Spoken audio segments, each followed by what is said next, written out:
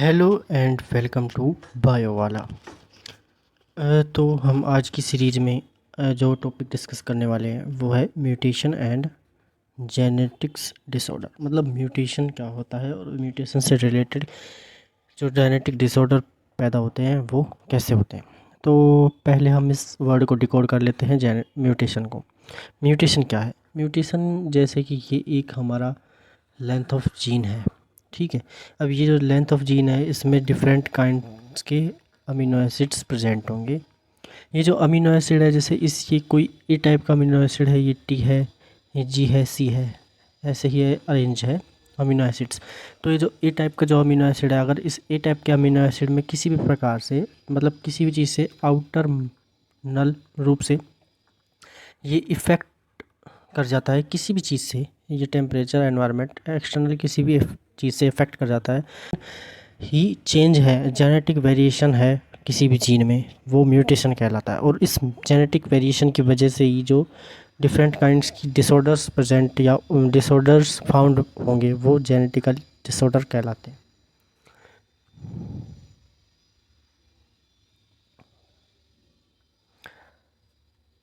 Next है introduction to mutations and genetic disorders. कि mutations का जो जनरल इंट्रोडक्शन है वो क्या है, और जो जेनेटिक डिसऑर्डर्स है उनके बारे में हम क्या समझते हैं। Mutation and genetic disorder provides an overview of how mutation can occur in gene leading to genetic disorder. The course cover the different type of mutations, their causes, impact, and they can have an individual health। जो भी किसी प्रकार का जब mutation किसी भी healthy organism में होता है तो वो सडन जिस भी जीन से या जिस भी मैकेनिज़्म से वो जीन कोड करेगा, या जिस भी मैकेनिज़्म से वो जीन उस पर्टिकुलर मैकेनिज़्म को परफॉर्म करता है, उसमें मिसफंक्शन आने की वजह से, उसमें म्यूटेशन होने की वजह से डिसफंक्शनल हो जाता है वो पर्टिकुलर ऑर्गन या कोर्स। इस वजह से हम इसमें डिटेल में डिस्कस करेंगे कि म्यूटेशन का क्या रोल होगा जेनेटिकली डिसऑर्डर्स में। टाइप्स ऑफ म्यूटेशन, मतलब अब हमने देख लिया कि म्यूटेशन क्या होता है। एक प्रकार से एक डिसफंक्शन हो जाता है या कोडिंग में रिस्पेक्टिवली अरेंज्ड हो किसी भी जीन्स का, वो म्यूटेशन कहलाएगा। लेकिन म्यूटेशन कितने प्रकार का होता है ये डिस्कस करते हैं। तो म्यूटेशन 3 प्रकार का होगा। एक तो होगा point mutation, frame shift mutation and chromosomal mutation. जैसे कि हमें पता है कि जैसे ये एक जीन है, अगर इस जीन में ये जो अमीनो एसिड्स अरेंज हैं, लाइक सपोज करो यहाँ पर ए है, यहाँ पर टी है, यहाँ पर जी है, यहाँ पर सी है, फिर यहाँ पर फिर से ए आ गया। अगर म्यूटेशन सिर्फ इस एक पॉइंट जीन में हो या पॉइंट न्यूक्लियोटाइड में हो तो ये पॉइंट म्यूटेशन कहलाएगा, ठीक है। तो ये पॉइंट म्यूटेशन कहलाएगा। और अगर ये जैसे जी और टी, सी और ए, ये दो एक फ्रेम हो गए, ये दोनों एक फ्रेम के रूप में प्रेजेंट है, तो अगर इन दोनों में ये पूरे दोनों से रिलेट करते हुए जो फ्रेम है, एक मतलब पर्टिकुलर एरिया है, combination of groups of alleles का, इन ग्रुप्स ऑफ एलिल्स के कॉम्बिनेशन में अगर ये पूरे फ्रेम में अगर म्यूटेशन होगा तो ये फ्रेम शिफ्ट म्यूटेशन कहलाएगा। मतलब ये पूरे जी और सी, जैसे ये मैंने बनाया पूरा कंटेंट, यहाँ पर आया L L A, L L T, L L G, L L C, L L T, इस प्रकार से अगर ये पूरा फ्रेम शिफ्ट होकर इधर आया और ये पूरा ये इधर और ये पूरा शिफ्ट होकर इधर गया, तो अब कॉम्बिनेशन कैसे हो जाएगा? तो अब कॉम्बिनेशन हो जाएगा ए, और यहाँ पर ये दोनों आ गए शिफ्ट होकर सी और टी, और यहाँ के जो टी और जी थे वो शिफ्ट होकर इधर आ गए टी और जी। अब इसमें क्या हुआ? इसमें पूरा फ्रेम शिफ्ट हुआ, तो इस वजह से जो सेकंड जीन में होगा वो होगा frame shift mutation. And chromosomal mutation, chromosomal mutation मतलब जैसे ये क्रोमोसोम है, इसमें जो एलिल्स प्रेजेंट हैं डिफरेंट, ए टी सी जी ए फिर टी जी, ये अगर ये आपस में शिफ्ट होंगे तो ये क्रोमोसोमल म्यूटेशन कहलाएगा। टाइप्स ऑफ म्यूटेशन में हम देख रहे थे point mutation, frame shift mutation and chromosomal mutation. तो point mutation involves changes in a single nucleotide. Point mutation में सिंगल न्यूक्लियोटाइड चेंज होगा, while frame shift mutation results from insertion और deletion of nucleotides. जबकि frame shift में या तो उस pair of gene में कोई दूसरा इंसर्ट हो जाएगा, या फिर वहाँ से वो पर्टिकुलर फ्रेम का या एलील्स का डिलीशन हो जाएगा, तो वो फ्रेम शिफ्ट म्यूटेशन कहलाएगा। जबकि chromosomal mutation can be silent missense और नॉनसेंस म्यूटेशन, मतलब कि जो क्रोमोसोम में प्रेजेंट अगर म्यूटेशन हुआ तो वो ज़रूरी नहीं है कि वो हमें दिखाई भी दे। बहुत बार क्रोमोसोम का जो म्यूटेशन होता है वो साइलेंट होगा, मतलब उसका कैरेक्टर हमें शो नहीं करेगा, मिससेंसली वो बिहेव करेगा, और नॉनसेंस म्यूटेशन होगा, मतलब उसका म्यूटेशन होने का कोई भी इफेक्ट नहीं पड़ेगा। And it's depend on their effect on the protein encoding by the gene, मतलब अगर इफेक्ट पड़ेगा भी तो कौन सी प्रोटीन ने एनकोड किया हुआ है उसको, उसके ऊपर वो डिपेंड करेगा, ना कि किसी भी पॉइंट या किसी भी एक सिंगल एलील के प्रेजेंस या एब्सेंस पे वो डिफाइन करेगा। इसके बाद है कि जेनेटिक डिसऑर्डर्स क्या है। तो जेनेटिक डिसऑर्डर्स में ये है कि म्यूटेशन, जेनेटिक डिसऑर्डर्स क्या है। तो देखो जेनेटिक डिसऑर्डर्स की बात करें तो mutation can lead to genetic disorder, mutation से जेनेटिकली डिसऑर्डर हो सकते हैं, जैसे कि सिस्टिक फाइब्रोसिस एक जेनेटिक डिसऑर्डर है। Sickle cell anaemia, sickle cell anaemia means जो रेड ब्लड सेल्स होती है वो ऐसी हो जाती है, सिकल शेप की रेड ब्लड सेल्स हो जाती हैं, और यहाँ इस सिकल शेप की होने से इसमें जो अमाउंट ऑफ ब्लड है वो लेस ब्लड कंटेन, और इसकी वजह से ये लेस ब्लड कंटेंट की वजह से एनीमिया कॉज होता है, इट कॉजेज एनीमिया। ठीक है, एनीमिया कॉज होगा। These disorder are caused by changes chromosomal mutation can lead to conditions such as Down syndrome, Turner syndrome और क्लाइनफेक्टर सिंड्रोम, मतलब इन जो पर्टिकुलर डिसऑर्डर्स की वजह से क्रोमोसोम की स्ट्रक्चर में म्यूटेशन आएगा, और स्ट्रक्चर में म्यूटेशन आने की वजह से बहुत सारे डिसऑर्डर्स होंगे, जैसे कि डाउन सिंड्रोम, टर्नर सिंड्रोम और क्लाइनफेक्टर सिंड्रोम, ये सारे एग्जांपल हैं क्रोमोसोमल म्यूटेशन के।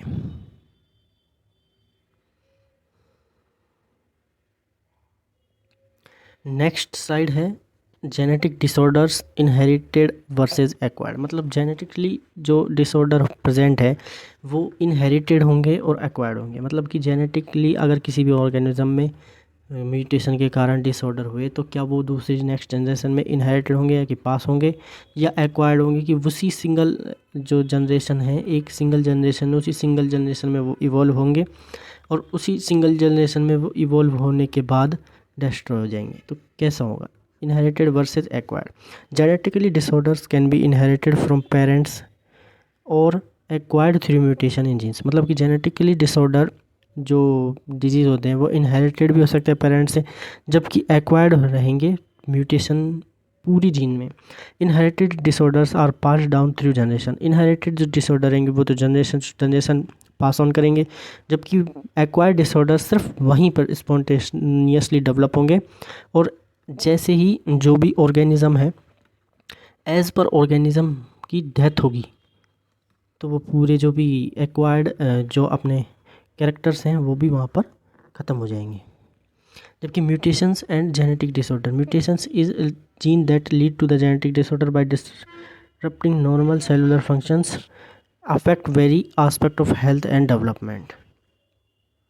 Next slide.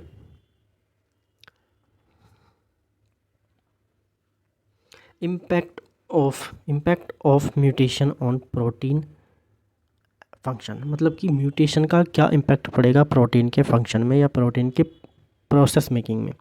Impact of mutation on protein function, mutation can have a significant impact on protein function by altering the amino acid sequence leading to changes in the structure and function of the protein.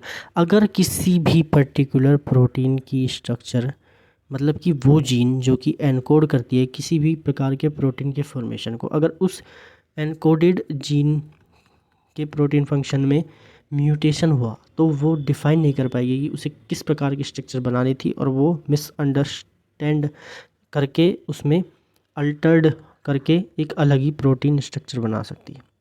ये mutation के कारण होगा। Mutation and genetic disorder, these changes can be result in genetic disorder as mutation can disrupt normal cellular process as lead to the abnormal development or function of body। Mutation जो present होगी proteins में या genetically किसी भी चीज़ में तो वो alter कर देगी उसके फंक्शन को और उसकी स्ट्रक्चर को सेलुलर स्ट्रक्चर को, जिससे कि बॉडी का फंक्शन और डेवलपमेंट भी अब्रप्ट हो सकता है। हार्मफुल म्यूटेशन कैसे होंगे, मतलब ये म्यूटेशन हार्मफुल कैसे कहलाएंगे कि सम म्यूटेशन में बी हार्मलेस, कुछ म्यूटेशन तो हार्मलेस भी हो सकते हैं कि while others are determined as cause disease as cystic fibrosis, sickle cell anaemia, Huntington disease, कुछ जिसमें फैटल भी हो सकते हैं जैसे cystic fibrosis, sickle cell anaemia etcetera. Importance of understanding mutation, कि हमें म्यूटेशन क्यों समझना चाहिए, तो understanding the effect of mutation on protein function is crucial for developing treatment and therapies for genetically disorders. Common genetic disorder, down syndrome, cystic fibrosis and Huntington disease, ये 3 प्रकार के disease हैं। डाउन सिंड्रोम क्या होता है, Down syndrome cause होगा by extra copy of chromosome 21 number के chromosome की एक एक्स्ट्रा कॉपी हो जाने के कारण ये जो डिज़ीज़ है वो डाउन सिंड्रोम कहलाएगी। क्योंकि इस डिज़ीज़ में क्या होगा, जो बेबी है, जो बॉय है, वो इंटेलेक्चुअल डिसेबल होगा और फिजिकली भी उसमें एबनॉर्मलिटीज़ प्रेजेंट होंगी। जबकि सिस्टिक फाइब्रोसिस जो है डिजीज़, इसमें क्या क्या सिम्टम्स होंगे कि सिस्टिक फाइब्रोसिस एक जेनेटिक डिसऑर्डर है जो कि अफेक्ट करेगा लंग्स को, डाइजेस्टिव सिस्टम को, और थिक म्यूकस बिल्ड करेगा रेस्पिरेटरी ट्रैक में, जो कि निमोनिया एट्सेट्रा जैसी डाइजेस्टिव या रेस्पिरेटरी प्रॉब्लम्स पैदा कर सकती है। जबकि हडिंगटन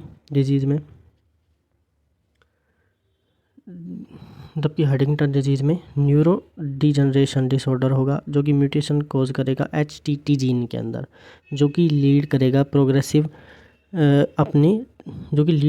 progressive deterioration of brain cells and motor function, मतलब कि ब्रेन सेल्स और मोटर फंक्शन में स्पेसिफिक डिटियोरेशन होगा। क्योंकि HTT नाम का जीन म्यूटेट होगा, इस वजह से हडिंगटन डिजीज़ होगा।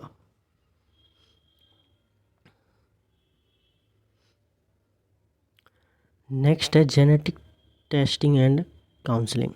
Genetic testing and counselling help individuals understand their risk development. Certain genetic disorder mutation can occur in gene leading to genetic disorder that may inherited or arise spontaneously.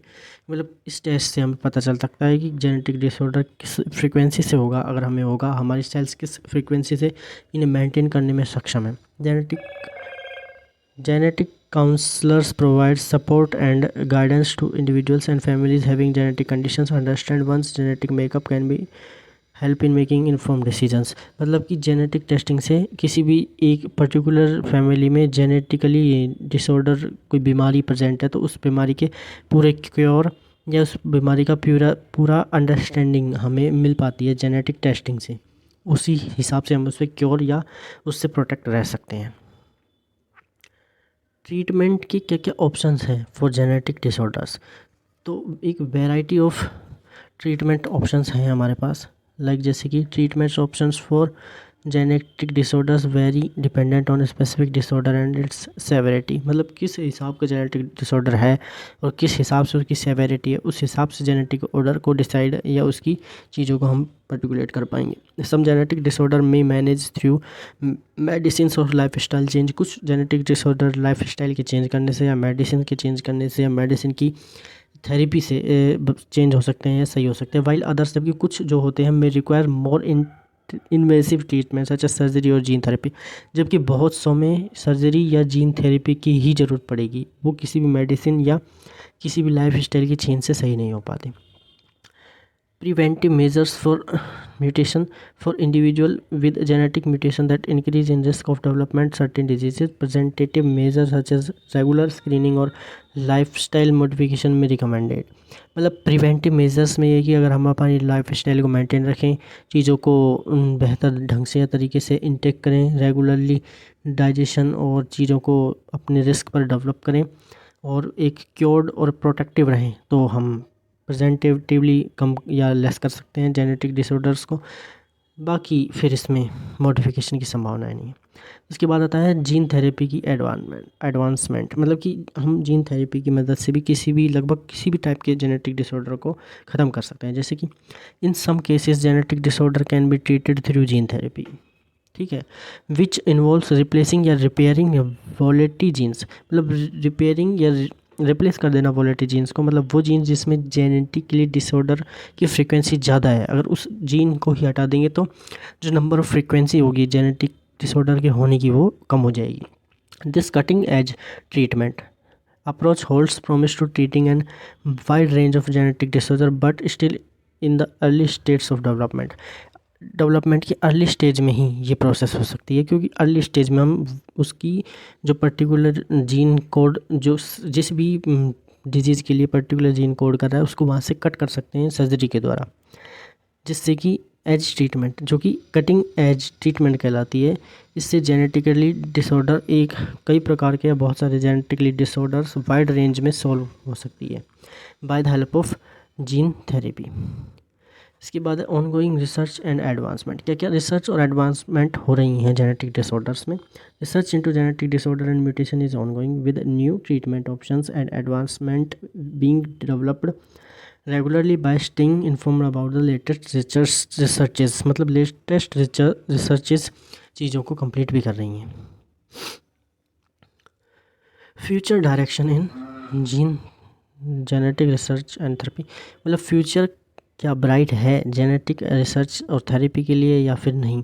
तो future decisions in genetic research and therapy are focused on developing more precise and personalised treatment for genetic disorders, मतलब कि जो future है genetic therapy का या genetic research और therapy का, वो ये है कि हम कितनी ही प्रिसाइजली किसी भी चीज़ को या किसी भी डिसऑर्डर को उसके ट्रीटमेंट के लिए कितना प्रिसाइज जा सकते हैं जेनेटिकली और उसे क्योर कर सकते हैं with the help of biotechnology like utilising technology such as CRISPR-Cas9 जो कि फेमस टेक्नोलॉजी है जीन थेरेपी के लिए, to edit genes and correct mutations, genes को हमारे द्वारा एडिट कर कर उन्हें करेक्ट फॉर्म में लाना और सही करना और ही एक जीन थेरेपी का मेन पर्पस है, जिससे कि डिसऑर्डर कम होगा या लेस हार्मफुल रहेगा।